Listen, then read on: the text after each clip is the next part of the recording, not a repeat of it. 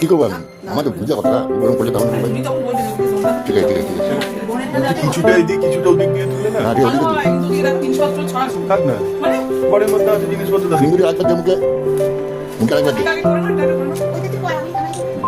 এখন দিবি না ওইটা বোনকে দেওয়ার পরে তারপরে তুই গিফট দিবি এখন বোনকে ফোটা দিবি না